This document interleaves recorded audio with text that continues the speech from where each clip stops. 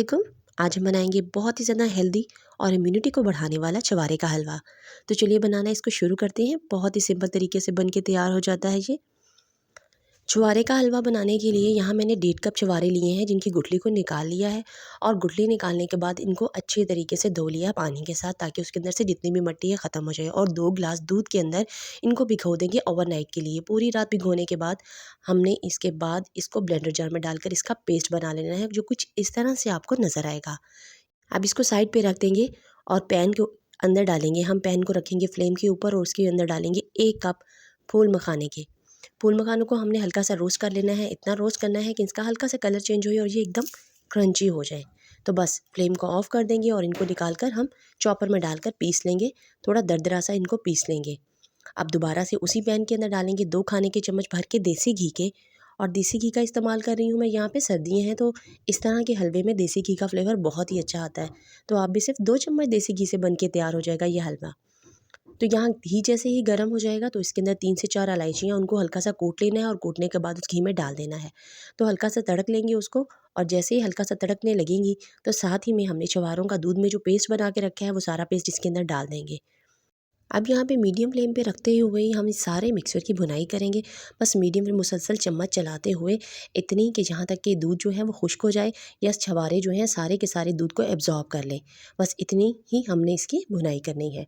कुछ देर भुनाई करने के बाद आप देखेंगे कि सारे का सारा दूध जो है वो एब्जॉर्ब हो गया है।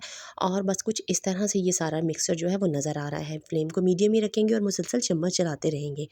अब यहाँ पे शामिल कर देंगे जो फूल मखाने हमने ग्राइंड करके रखे थे रोस्ट करने के बाद, इसको शामिल कर देंगे इसके अंदर। और फिर अच्छी तरह से इस सारे मिक्सचर को हम मिक्स कर लेंगे। और इसके बाद यहाँ पे शामिल करेंगे 1 टेबलस्पून भर के खसखस को। खसखस को मैंने धोकर अच्छी तरह से ड्राई रोस्ट करके रख लेती हूँ, और उसको किसी भी चीज़ में यूज़ करना हो तो बहुत ही ईज़िली आप यूज़ कर सकते हैं। तो खसखस भी बहुत ही अच्छी होती है दिमाग के लिए, नज़र के लिए, तो इस हलवे में ज़रूर ऐड करिएगा आप भी। तो उससे बहुत अच्छा फ्लेवर भी डिवेलप होता है। तो बस उसके बाद यहाँ पर मुझे घी थोड़ा सा कम लग रहा था तो मैंने 1 टेबलस्पून और डाल दिया, ताकि मज़ीद अच्छा सा घी छोड़ सके हलवा भी और अच्छी सी इसके अंदर भुनाई हो सके। तो बस उसके बाद इसमें अब मीठा डालने की ज़रूरत नहीं है। अगर आपको मीठा थोड़ा सा कम लग रहा है तो यहाँ, जैसे मुझे थोड़ा सा कम लग रहा था और बच्चों के खाने के लिए, तो मैंने यहाँ पे 2 टेबलस्पून इसके अंदर ब्राउन शुगर की ऐड कर दी है। आप चाहे तो चीनी भी डाल सकते हैं, गुड़ भी डाल सकते हैं, या शक्कर भी इसके अंदर ऐड कर सकते हैं। तो बस फिर इसके अंदर अच्छी तरह से मिक्स कर लेंगे।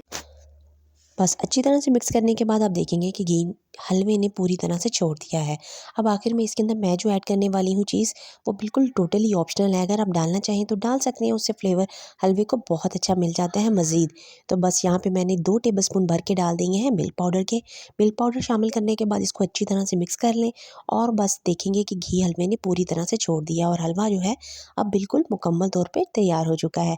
अब आखिर में आप इसमें अपनी मर्ज़ी का कोई भी ड्राई फ्रूट ऐड कर लीजिए।